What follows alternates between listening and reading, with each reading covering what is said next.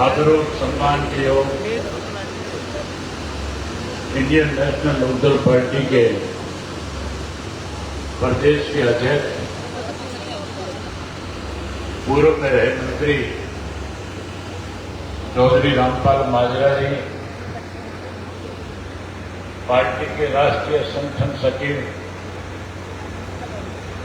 भाई उमेश सिंह लोहान जी, जिला के अध्यक्ष श्री सतपाल काजड़ा जी, प्रदेश के सैनिक प्रकोष्ठ के संयोजक ब्रिगेडियर जितेंद्र जी खरब, प्रदेश सचिव श्री सतवीर सिसाया जी, किसान सेल के जिला के संयोजक राजीव राजा जी, शहरी जिला अध्यक्ष विजय जैन जी, हल्का के अध्यक्ष भाई राजेश पिल्लू जी, हल्का हंसी के अध्यक्ष सतपाल कैल जी, युवा के जिला के अध्यक्ष सूरज कालीरामन जी, हल्का के युवा के अध्यक्ष आशीष पेरवाल जी, बीसी सेल के जिला के अध्यक्ष सुभाष काक जी, महावीर सरपंच जी, हल्का की महिला की अध्यक्ष मीना काजल जी, सुक्की मंगाड़ी जी और मंच पे मेरे साथ बैठे हुए पार्टी के प्रदेश, जिला और हल्का स्तर के सभी नेतागण, आंसी और नारनौंद की कार्यकर्ता के सम्मेलन में आए हुए पार्टी के बहुत ही वरिष्ठ कर्मठ मेहनतकश कार्यकर्ता साथियों, माताओं, बहनों, पत्रकार, छायाकार दोस्तों, मैं सबसे पहले तो पार्टी की नारनौंद की और हांसी की इकाई को इस बात के लिए बधाई देता हूं कि हमने तो कार्यकर्ता का सम्मेलन बुलाया था, लेकिन आपने इस कार्यकर्ता के सम्मेलन को एक बड़ी सभा में तब्दील करने का काम किया। इसके लिए आपको बहुत बहुत बधाई है। साथियों, मेरे से पहले जो बोलने वाले थे उन्होंने आपके सामने आज के हालात में चर्चा करी। प्रदेश में बीजेपी की तीसरी बार सरकार बनने के बाद किस किस्म के हालात बने, किन परिस्थितियों से, किन दिक्कत और कठिनाइयों से हमें गुजरना पड़ा, और उसके साथ साथ 25 सितंबर जिसे हम सम्मान दिवस के रूप में मनाते हैं, उस सम्मान दिवस के लिए आप सबको मेरे से पूर्व बोलने वाले नेताओं ने आमंत्रित किया, निमंत्रण दिया। अगर मैं उन्हीं बातों को दोहराऊंगा तो बहुत लंबा समय लग जाएगा। साथियों, मैं और माजरा साहब दोनों पिछले 1 वर्ष से प्रदेश में इंडियन नेशनल लोकदल पार्टी का मजबूत संगठन खड़ा हो, लोगों को इंडियन नेशनल लोकदल पार्टी पे फिर से भरोसा हो, इसके लिए लगातार गांव-गांव, शहर और कस्बे में जा रहे थे। हम लोगों से मिल रहे थे, लोगों से संगठन को मजबूत करने के लिए चर्चा कर रहे थे, बातचीत कर रहे थे। जब हम लोगों से मिले, लोगों ने खुल करके हमारे सामने 2 बातें रखने का काम किया। लोग कह रहे थे हम तो 2019 में इंडियन नेशनल लोकदल पार्टी को सत्ता में लेकर के आना चाहते थे, लेकिन 2018 में हमारी ही पार्टी के कुछ लोगों ने भारतीय जनता पार्टी के हाथों में खेल करके पार्टी को तोड़ करके अपना एक नया संगठन बनाने का काम किया। लोग कह रहे थे कि पार्टी टूटने के बाद हमें भी इस बात को लेकर के सोचना पड़ा कि हमें अब आगे क्या करना चाहिए। कहीं गलती हमारे से हुई। जब पार्टी टूट गई और नए सिरे से एक नई पार्टी का गठन हो गया, जिन लोगों ने गांव-गांव में, शहर में, कस्बों में जाकर के लोगों के बीच में खुल करके ये बात कही कि हमें घर से निकाल दिया गया, हमें घर से बेघर कर दिया गया, हम चौधरी देवीलाल जी की नीतियों को आगे बढ़ाना चाहते हैं, हम 75 पार का नया नारा देने वाली बीजेपी को सत्ता से पार करना चाहते हैं। प्रदेश के लोगों ने कहीं उन पर विश्वास किया, भरोसा किया और प्रदेश में 10 सीटें उनको जीत करके देने का काम किया। लोग खुल के कह रहे थे हम तो बीजेपी को सत्ता से पार कर रहे थे, हमने तो भाजपा को सत्ता से पार करने के लिए जेजेपी को वोट दिया, बीजेपी को 90 में से 40 सीट पे वोट दिया, 50 विपक्ष को जिता करके दी। लेकिन विपक्ष की सरकार बनने की बजाय जिन लोगों को 10 सीटें जीत करके दी थी, वही लोग अपने स्वार्थ की पूर्ति के लिए चौधरी देवीलाल जी की नीतियों को बीजेपी के गिरवी रख करके सरकार में शामिल हो गए। न केवल सरकार में शामिल हुए बल्कि 5 वर्ष तक सत्ता में रह करके प्रदेश को दोनों हाथों से लूटने का काम किया। अनेक घोटाले हुए। अगर एक एक का जिक्र करूंगा तो बहुत लंबा समय लग जाएगा। साथियों, सबसे पहले धान का घोटाला हुआ, उसके बाद शराब का घोटाला हुआ, शराब के घोटाले के बाद रजिस्ट्री घोटाला हुआ, फिर पेपर लीक घोटाला हुआ, उसके बाद जो सरकारी दवाइयों की खरीद की गई थी 450 करोड़ रुपये कागजों में दिखा करके सत्ता में बैठे लोग डकार गए। अनेक घोटाले हुए, घपले हुए। लोगों ने फिर मन बनाया कि 2024 का जब चुनाव आएगा तो जिन लोगों ने हमारे साथ बेईमानी करी है,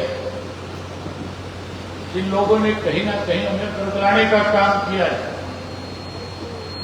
हम 2024 में उनको सबक सिखाने का काम करेंगे। लोगों ने फैसला कर लिया था कि जहां बीजेपी को सत्ता से बाहर करेंगे, वहीं जेजेपी वालों को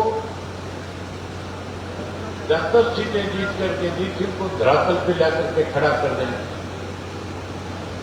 2024 के चुनाव में आपने उन लोगों को तो सबक सिखा दिया जो कहीं ना कहीं आपको बरगलाने का काम कर रहे हैं। उन लोगों को तो आपने न केवल सत्ता से दूर कर दिया बल्कि उनको उनकी अपनी राजनीतिक औकात भी दिखा दी, उनका सुपड़ा साफ कर दिया। जिस नारनौल हल्के ने, इसी नारनौल में पिछले चुनाव में जेजेपी के उम्मीदवार को हजारों वोटों से जिताने का काम किया था। अब मैं आपसे पूछना चाहता हूं, अब आपके हल्के में जेजेपी का कोई नाम लेना बड़ा भी बचा है कि नहीं बचा है? बोल के बताओ, कोई बचा है कि नहीं बचा है? जो कोई थोड़े मोटे बचे हैं, मेरे कहने से एक काम कर लेना, उन सबको भी कहना 25 तारीख को चौधरी देवीलाल का जन्मदिन है। आपने जो पाप किए हैं, अगर आप उन पापों से मुक्ति चाहते हो तो फिर चौधरी देवीलाल के जन्मदिन पे करो और इंडियन नेशनल लोकदल में अपने घर में फिर से वापसी करने का काम करो। जहां बीजेपी खत्म होगी वहीं साथियों लोग एक बात और कह रहे थे हम तो कांग्रेस को सत्ता में लाना चाह रहे थे, बीजेपी को सत्ता से दूर करना चाहते थे, लेकिन हमारे साथ षड्यंत्र हुआ। भूपेंद्र सिंह हुड्डा एंड कंपनी ने षड्यंत्र के तहत भाजपा को सत्ता में लाने का काम किया। आज हरियाणा प्रदेश के आम जहां कहीं भी 10 लोग इकट्ठे हो जाते हैं, चाहे वो कचहरी में इकट्ठे हो, चाहे बस अड्डे पे मिले, चाहे वो रेलवे स्टेशन पे हो, चाहे बाजार में इकट्ठे हो, चाहे कहीं हुक्के पे इकट्ठे हो, आपस में एक ही बात करते हैं कि अब की बार भाजपा की सरकार बनाने के लिए इस भूपेंद्र सिंह हुड्डा जिसके छोरे ने हमारा नाश करने का काम किया है। हमारे नागमंड में भी यही बात चलती है कि नहीं चलती है? यहां भी लोग कहते हैं कि नहीं कहते, इन्होंने नाश कर दिया दोनों ने। कि नाश कैसे किया इस बात का भी आपको पता होना चाहिए। साथियों, किस तरह से एक साजिश इन्होंने रची, कैसे षड्यंत्र किया, मैं उसके बारे में आपको थोड़ा सा बताना चाहूंगा। हम अपने गांव में जो पंचायत का चुनाव होता है तो अच्छा काम करने वाले को दोबारा सरपंच बनाने का काम करते हैं। अगर कोई सरपंच ढंग से काम ना करे तो अगली बार फिर उसको चुनाव में वोट देने के बजाय घर का रास्ता दिखाने का काम करते हैं। ये करते हो कि नहीं करते हो? पंचायत के चुनाव में, जब पंचायत के चुनाव में इस तरह से लोग फैसला करते हैं वोट डाल करके, यही फैसला एमएलए के चुनाव में होता है। अगर कोई एमएलए ठीक से काम करे लोग उसे दोबारा विधानसभा में भेजते हैं। अगर कोई एमएलए ठीक काम ना करे तो फिर उसको घर बिठा देते हैं, फिर उसको दोबारा नहीं चुनते। अब की बार भी चुनाव से पहले जो सर्वे कराए गए थे, सर्वे के अंदर हर पार्टी की तरफ से जब सर्वे हुआ था उसमें आया था कि कांग्रेस पार्टी के 30 सिटिंग एमएलए है। अगर इस 30 के 30 को दोबारा टिकट दे दी गई तो इनमें से 16 ऐसे निकम्मे हैं जिन्हें लोग घर बिठा देंगे चुनाव हराने। चाहे वो कांग्रेस का सर्वे था, चाहे वो हमारा सर्वे था, चाहे बीजेपी का था, सब सर्वे में एक ही रिपोर्ट आ रही थी कि 30 में से 16 हारेंगे। और ये भी लिखा था कि अगर इन 16 की जगह नए चेहरे उतार दिए जाएं तो फिर 16 के 16 फिर कांग्रेस के जीत सकते हैं। हवा थी कांग्रेस की, लोग कांग्रेस को सत्ता में लाना चाहते थे। कांग्रेसी हमारे खिलाफ प्रचार करते थे, लोक दल वाले तो वोट काटे हुए हैं, हमें बी टीम बताते थे कांग्रेस बीजेपी की। साथियों, ये बात तो मैं फिर बताऊंगा आपको, लेकिन वो 30 की 30 सीटें कैसे दिलाई गई, कैसे उनको दोबारा कैंडिडेट बनाया गया, ये गौर करने वाली बात है। चुनाव के 15 दिन पहले हरियाणा प्रदेश में ईडी के छापे मारे गए और ईडी ने बड़े बड़े बिल्डरों के यहां जब छापे मारे तो उसके अंदर एफआईआर लॉन्च हुई जिसमें भूपेंद्र सिंह हुड्डा का नाम आया था। जब हुड्डा के खिलाफ एफआईआर होगी, ईडी वालों ने गिरफ्तार करने की बजाय हुड्डा को इशारा किया कि भाजपा के नेताओं से मिलो जाओ, कहीं आपकी जान बच जाएगी। हुड्डा ने बीजेपी के नेताओं से संपर्क किया और संपर्क करके कहने लगा, मैं आपकी क्या मदद कर सकता हूं। भाजपा के नेताओं ने हुड्डा को सीधा संदेश दे दिया और कह दिया कि सिटिंग 30 के 30 पे एमएलए उनको टिकट दिलवाए। हुड्डा राहुल गांधी के पास गया और राहुल गांधी जी से जाकर के कहने लगा कि अगर हमने सिटिंग 30 के 30 को टिकटें नहीं दी तो फिर मान के चलो पार्टी में भगदड़ मच जाएगी, लोग पार्टी छोड़ करके चले जाएंगे, गलत संदेश जाएगा, बना बनाया राज चला जाएगा। राहुल गांधी ने हुड्डा की बात में विश्वास किया, अपनी सिटिंग को टिकट दे दी। भाजपा ने अगले दिन कहना शुरू कर दिया, अब हमारा राज बनेगा, कोई रोक नहीं सकता। जब नतीजा निकला साथियों, तो 30 में से 16 जिनके ऊपर उंगली उठाई जा रही थी कि हारेंगे, तो 16 के 16 चुनाव में धराशायी हो गए, हार गए। बीजेपी के 16 जीते। जहां 16 इस तरह से जिताए बीजेपी के, वही एक षड्यंत्र के तहत हुड्डा ने लोग कांग्रेस के और उम्मीदवारों को हराने का काम किया। दूर जाने की जरूरत नहीं है, एक उदाहरण आपके सामने बताता हूं। उचाना विधानसभा क्षेत्र आपके साथ लगता हुआ है, यहां से नजदीक है कि नहीं है? नजदीक उचाना। उचाना के अंदर वीरेंद्र सिंह के लड़के विजेंद्र को टिकट दे दी कांग्रेस हाईकमान ने। हुड्डा उसको टिकट दिलवाना नहीं चाहता था, राहुल गांधी ने टिकट दे दी। हुड्डा को यह डर सताने लग गया कि आने वाले कल को कहीं राहुल गांधी तेरे बरोबर में विजेंद्र को खड़ा करके कहीं लीडरशिप उसके हवाले ना कर दे। कैसे बीजेपी की मदद हो, कैसे वीरेंद्र के लड़के को खुदे लाइन लगाया जाए, इसके लिए साथियों हुड्डा ने अपने चेक के 3 लोगों को इंडिपेंडेंट कैंडिडेट खड़ा कर दिया, निर्दलीय खड़ा करने का काम किया। एक तो खड़ा किया था गोगड़ीपुर का वीरेंद्र नाम का आदमी, दूसरा खड़ा कर दिया था संडील का दिलबाग सिंह, और तीसरा खड़ा कर दिया था उचाने का चेयरमैन जो काला था उसको। तीनों खड़े कर दिए और तीनों से ये कह दिया कि राजगढ़ को मेरा बनेगा, अगर तुम चुनाव हार भी जाओगे तो भी ऐसे बड़े पदों पे बैठा दूंगा जो एमएलए से भी ज्यादा ताकत रखते होंगे। तीनों ने चुनाव लड़ा, नतीजा ये निकला कि तीनों 60,000 वोट ले गए। वीरेंद्र का लड़का 32 वोट से हार गया। इस तरह से 2 हराए, तब जाकर के बीजेपी की सरकार प्रदेश में तीसरी बार बनी।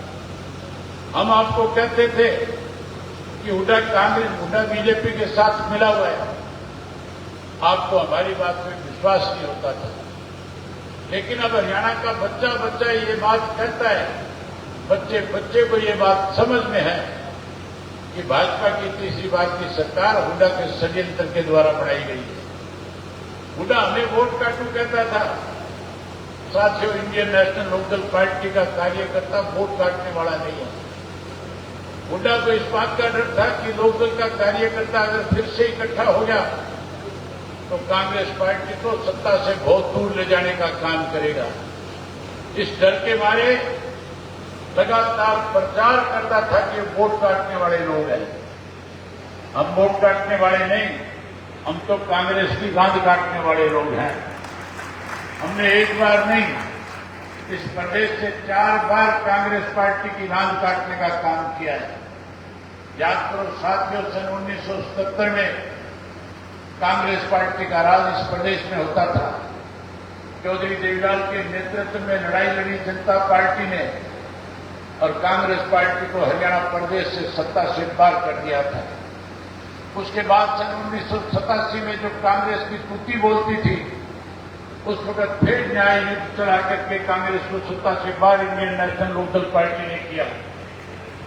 न केवल प्रदेश से बल्कि देश से कांग्रेस को उखाड़ने का काम किया। उसके बाद सन 99 के अंदर जब कांग्रेस, बीजेपी और चौधरी बंसीलाल की विकास पार्टी तीनों ने मिलकर के सरकार बनाई थी, हमने उन तीनों की सरकार को तोड़ करके लोकदल की चौधरी ओम प्रकाश चौटाला के नेतृत्व में सरकार बनाने का काम किया था। 2000 में फिर कांग्रेस को सत्ता से दूर रखा था। अब मैं आज आपके बीच में अब से पहले 46 विधानसभा क्षेत्रों में जाकर के आया। लोगों में भारी उत्साह है।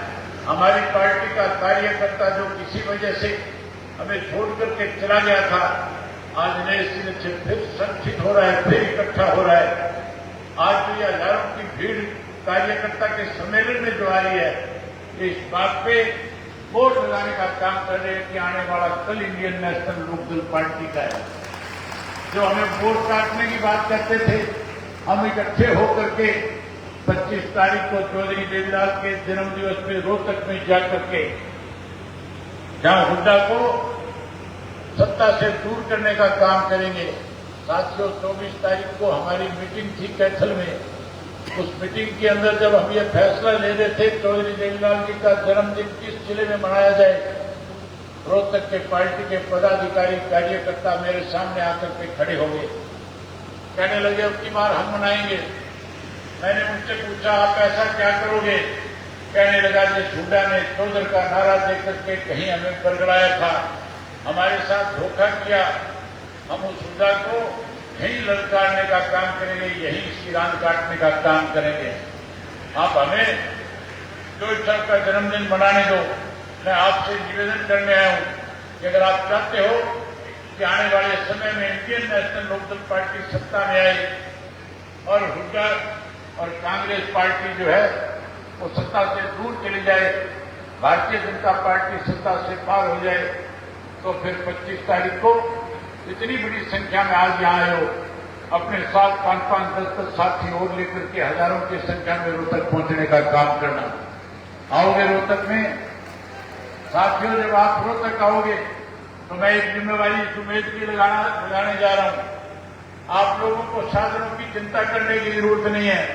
जितने साधन आप कहोगे सारे के सारे साधन आपको उम्मीद करवा करके देने का काम करेगा। माताओं और बहनों से भी कहना चाहूंगा, आप भी बड़ी संख्या में आना।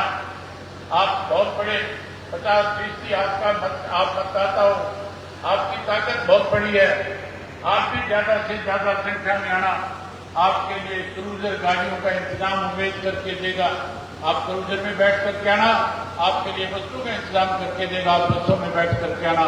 उम्मीद करूंगा कि नारनौंद हल्के से रांची से हजारों की संख्या में लोग पहुंच करके चौधरी देवीलाल के प्रति जहां श्रद्धा सुमन अर्पित करेंगे, वहीं एक सीधा देश और प्रदेश को मैसेज देंगे कि आने वाला कल इंडियन नेशनल लोकदल पार्टी का है।